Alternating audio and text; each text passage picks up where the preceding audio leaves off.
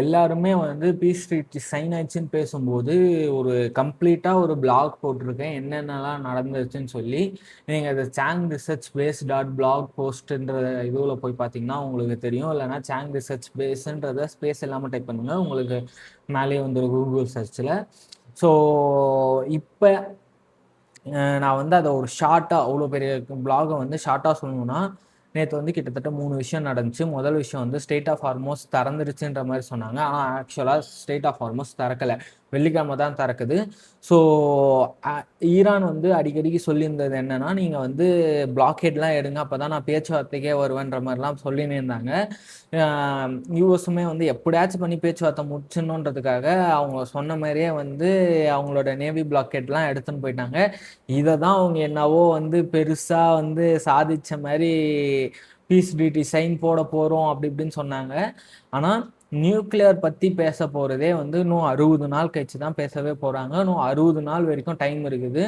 So இன்னும் nuclear ரிலேட்டடாக எந்த ஒரு கன்ஃபர்மேஷனும் வரல. மேபி அது அப்படியே ஃபேட் ஆகி மறந்துடுவாங்க, மக்கள் அதை பற்றி பேச மாட்டாங்க.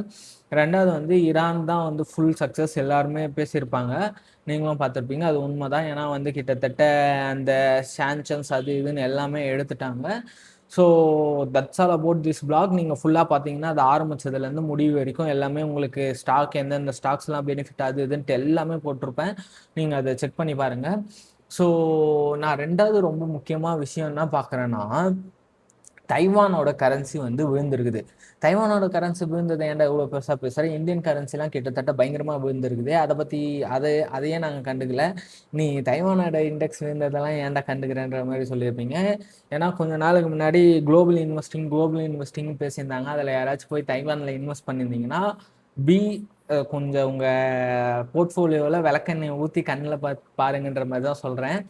ஏன்னா வந்து ஒரு நல்ல புல்லிஷ் மார்க்கெட்டில் அவங்களோட கரன்சி ஃபால் ஆச்சுன்னா யாரோ ஒரு பிக்கான மணியை வந்து விற்றுட்டு வெளில போயிருக்கிறாங்கன்றது தான் அர்த்தம்.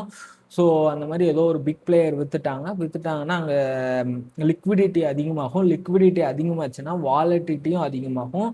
ஸோ நீங்கள் உங்களோட ஓன் ரிசர்ச்சை திரும்பி ஒரு முறை கன்சிடர் பண்ணி அதுக்கப்புறமா தைவானில் இன்வெஸ்ட் பண்ணலாமா வேணாமான்றது உங்களோட பொறுப்பு. ஸோ தேங்க்யூ ஃபார் வாட்சிங். இன்னைக்கு மார்க்கெட் வந்து கன்சாலிடேட் பண்ணுறதுக்கான வாய்ப்புகள் தான் அதிகமாக இருக்குது. கிஃப்ட் நிஃப்டி வந்து 100 பாயிண்ட்ஸ் ஹையராக தான் ஓப்பனிங்கை இண்டிகேட் பண்ணுது. ஸோ தேங்க்யூ ஃபார் வாட்சிங். Have a great day.